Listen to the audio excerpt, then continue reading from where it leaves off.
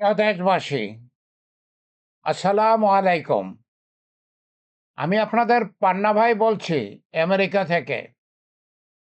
আমার আজকের ভিডিওর বিষয়বস্তু প্রাথমিকভাবে একটু দুঃখজনক, কিন্তু আমি আপনাদেরকে সোনার হরিণ দেখাবো। সোনার হরিণ দেখাবো, যেই সোনার হরিণ পাওয়ার জন্য আপনারা বাবা মাকে ছেড়ে, সংসার ছেড়ে বিদেশে যান। দুঃখের পর দুঃখের অংশটা প্রথমে বলি। আপনাদেরকে আমি ৩টা ছবি দেখাচ্ছি। নিচের দিকে দেখুন, ৩টা ছবি আছে। ১ম ছবিটা কি বলতেছে? ১ম ছবিটা বলতেছে বাংলাদেশের ১৬ জন যুবক আমেরিকা থেকে ফিরে এসেছেন। আমেরিকা থেকে ফিরে এসেছেন। তারা আমেরিকায় ঢুকতে পারেন নাই। তাদের তাদের মধ্যে একজন ৮০ লক্ষ টাকা দিয়েছিলেন। প্রায় সবাই ২৫, ৩০, ৪০ লক্ষ টাকা দিয়েছে। একজন ৮০ লক্ষ টাকা দিয়েছিলেন। ৮০ লক্ষ টাকা দিয়ে আমেরিকা গিয়েছিলেন। ভুয়া কাগজে ঢুকতে পারেন নাই, থাকতে পারেন নাই, ফেরত পাঠিয়ে দিয়েছে। কত বড় ক্ষতি আপনারা দেখুন। দ্বিতীয় ছবিটা যেটা দেখতেছেন, একটা নৌকা সমুদ্রে। এই নৌকায় ১৮ জন বাংলাদেশি খাবারের অভাবে, পানির অভাবে মারা গেছেন।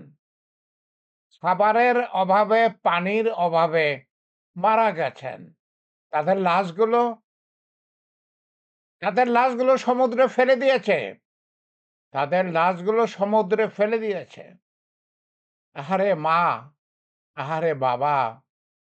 মা-বাবা প্রিয় সন্তানের মুখটাও দেখবেন না। জমি বিক্রি করে, গলার হার বিক্রি করে বাবা-মা ছেলেকে বিদেশে পাঠিয়েছিলেন। বলা ছিল যে তাদের বড় জাহাজে পাঠাবে। কিন্তু তাদের প্লাস্টিকের নৌকায় পাঠিয়েছে। তাদেরকে যথেষ্ট খাবার দেয় নাই, পানি দেয় নাই। আর বাংলাদেশেরই শুধু ১৮ জন খাবারের অভাবে, পানির অভাবে সমুদ্রে সেই নৌকার মধ্যেই মরে গেছে। তাদের লাশগুলোকে সমুদ্রে ফেলে দিয়েছে। কি দুঃখের কথা। তৃতীয় ছবিটা যেটা দেখতেছেন, মাত্র আজকেরই খবর, আজকের সংবাদপত্রে এসেছে। এটা হচ্ছে এক লোক, তাকে মিথ্যা প্রলোভন দেখিয়ে, চাকরির প্রলোভন দেখিয়ে রাশিয়ায় নিয়ে গিয়েছিল। সেও লোভে পড়ে সোনার হরিণ পাওয়ার জন্য রাশিয়া গিয়েছিল। কিন্তু রাশিয়া তাকে চাকরি দেয় নাই। তাকে সৈন্যদলে ঢুকিয়ে দিয়েছে। আর সে মারা গেছে। সে ইন্তেকাল করেছে ড্রোনের আঘাতে। ড্রোনের আঘাতে ইন্তেকাল করেছে। এইরকম মৃত্যুর খবর তো কয়েকদিন পরপরই আসতেছে। কয়েকদিন পরপরেই মৃত্যু খবর আসতেছে। মানুষকে মানুষকে পিটিয়ে মেরে ফেলে, সমুদ্রে মেরে ফেলে, সমুদ্রে নৌকা নৌকাডুবি হয়ে মারা যায়। আর এখন রাশিয়ায় যেয়ে ইউক্রেনের যুদ্ধের সাথে জড়িত হয়ে এখন যুদ্ধে মারা যায়। কেন মারা যায়? তারা সোনার হরিণ চেয়েছিল। তারা বাপের জমি, মায়ের স্বর্ণের অলংকার বিক্রি করে বিদেশে গেছে সোনার হরিণ পাওয়ার জন্য। কিন্তু তার ঘরেই যে সোনার হরিণ আছে তারা কি জানেন? সোনার হরিণ খুঁজতে কেন বিদেশে যান? কেন বিদেশে যান? আপনার ঘরেই সোনার হরিণ আছে, আপনি জানেন? আমি আজকে আপনাদেরকে দেখাবো।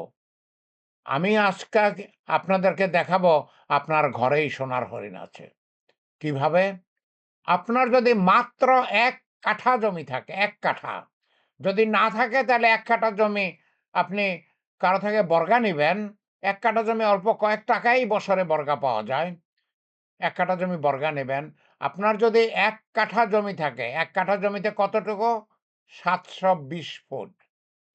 ৭২০ ফুট জমিতে আপনি একটা ৩০ ফুট লম্বা 14 ফুট পাশের পুকুর করতে পারেন, চারিদিকে 3 ফুট পাশের পাড় করতে পারেন।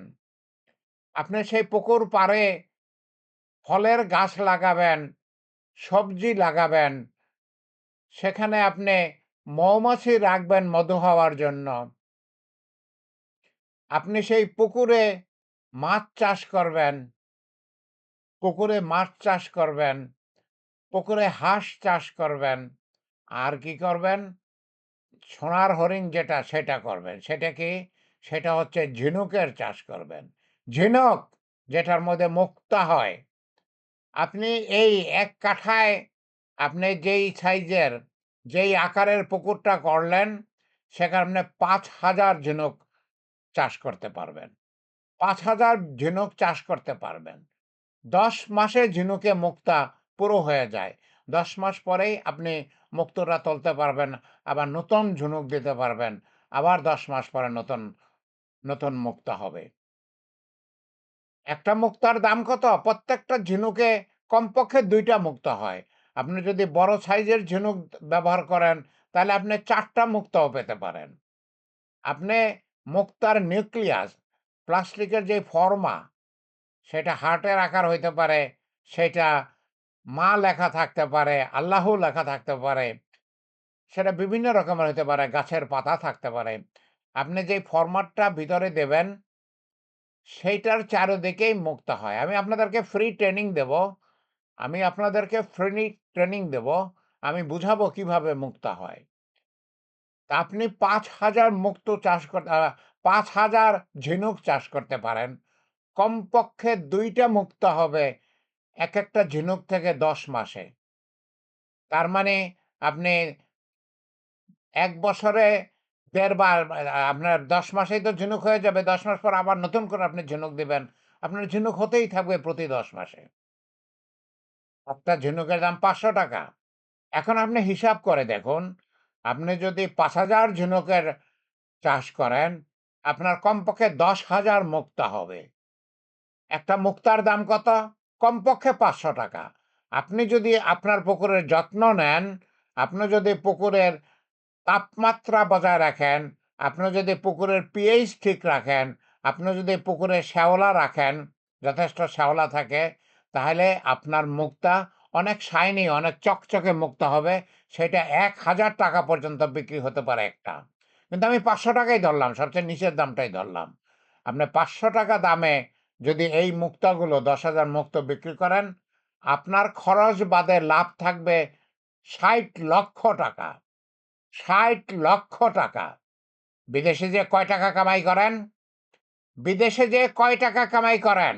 ৳৬০,০০,০০০ বছরে কামাই করতে তো ৳৫,০০,০০০ মাসে পেতে হবে।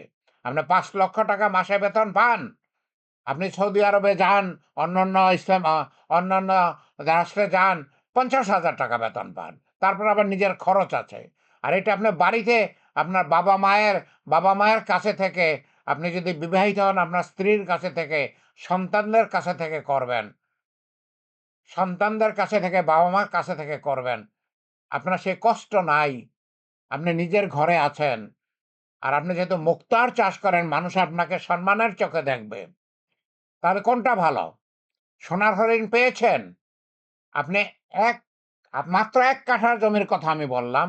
আপনার হয়তো ১ বিঘা জমি আছে, আপনার হয়তো আধা বিঘা জমি আছে, আপনার হয়তো ১ কাঠার বেশি জমি আছে। আমি শুধু ১ কাঠার হিসাব দিলাম। ১ কাঠা জমিতে যদি আপনি বছরে ৳৬০,০০,০০০ মুক্তা পান, আর আপনার এই পুকুরের পাশে এবং পুকুরে যেই ফল হবে, যেই শাকসবজি হবে, যেই ডিম হবে, মাছ হবে, মাংস হবে, মধু হবে, সেগুলো আপনি ফ্রি খান। আমি সেগুলোর কোনো দাম ধরতেছি না। আপনি সেই সবকিছু ফ্রি খান, টাটকা খান। শুধু আমি মুক্তার দাম এখানে ধরতেছি। আপনার মাছ ফ্রি খান, মাংস ফ্রি খান, মধু ফ্রি খান, শাকসবজি, ফলমূল সবই ফ্রি খান। আমি সেটা কোনো দাম ধরলাম না।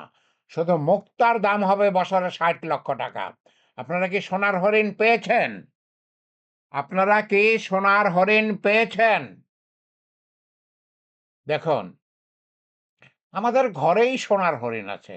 আমরা কেন কষ্ট করে বাপের জমি বিক্রি করে, মায়ের অলংকার বিক্রি করে, কেন আমরা বিদেশে যাই? আপনাদের এই পুকুর করতে মাত্র ১-২ লাখ টাকা লাগবে। পুকুরটা একবারই তো কাটাবেন। একবার কাটাইতে গেলে হয়তো আপনার ৫০,০০০ টাকা, ৬০,০০০ টাকা, ৳১,০০,০০০ টাকা লাগবে।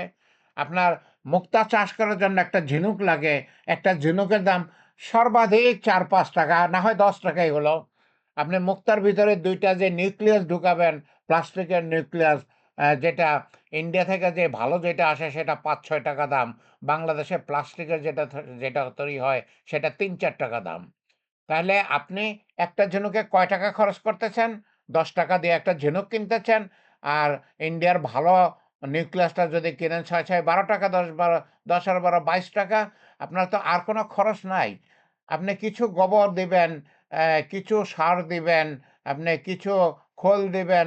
তাতে না হয় আরো ১০, ১৫, ২০,০০০ টাকা বছরে খরচ হলো, না হয় ৫০,০০০ টাকা খরচ হলো, না হয় ৳১,০০,০০০ টাকা খরচ হলো। আপনি ৳৬০,০০,০০০ টাকা পাচ্ছেন বছরে। দেখুন, সোনার হরিণ আপনার ঘরে আছে। আপনি শুধু খুঁজে বের করেন। আপনি যদি অন্ধ না হন, তাহলে চোখ খোলেন। আপনি যদি অন্ধ না হন, তাহলে দয়া করে চোখ খোলেন। জন্মভূমি বাংলাদেশের প্রতি কাঠা মাটিতে পাবেন সোনার হরিণ। আমি আপনাদেরকে ট্রেনিং দেব। আমি প্রফেসর পান্না। আমি মুক্তিযোদ্ধা পান্না। আমি বাংলাদেশকে মুক্ত করার জন্য জীবন বাজি রেখে ১৯৭১ সালে ঢাকা বিশ্ববিদ্যালয়ের ছাত্র ছিলাম। সেই বিশ্ববিদ্যালয় ছেড়ে আমি আমেরিকায়, আমি ভারতে চলে গিয়েছি। ভারতে ট্রেনিং নিয়েছি।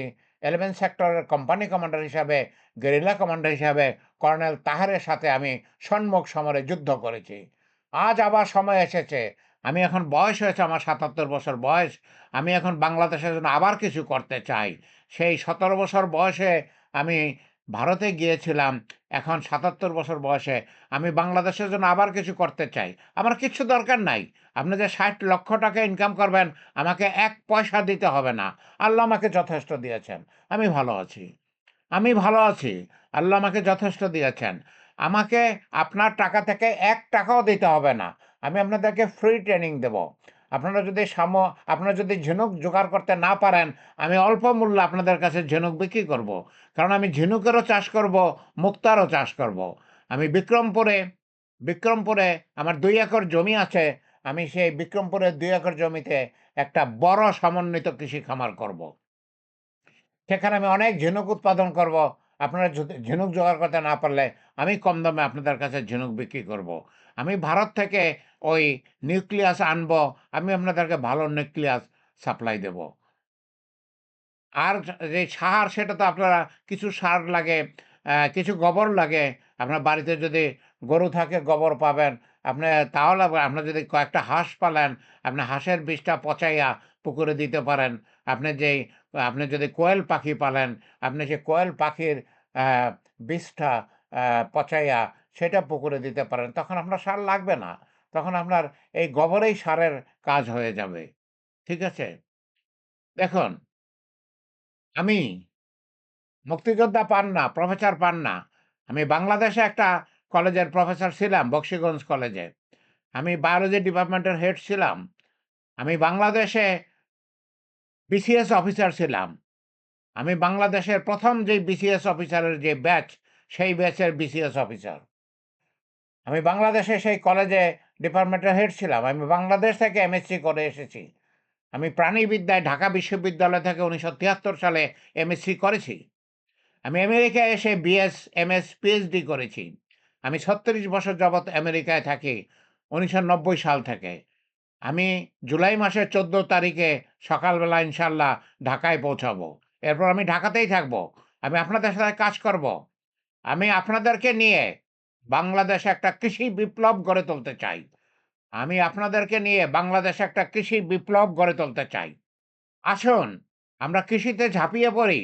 আসুন আমরা কৃষিতে ঝাঁপিয়ে পড়ি এবং এত খাদ্য উৎপন্ন করি, যাতে আমদানির পরিবর্তে বাংলাদেশ শীঘ্রই খাদ্য রপ্তানি করতে পারবে। বাংলাদেশ খাদ্য রপ্তানি করবে। আল্লাহ আমাদের সহায় হন। আল্লাহ আমাদের সহায় হন। আমিন, আমিন।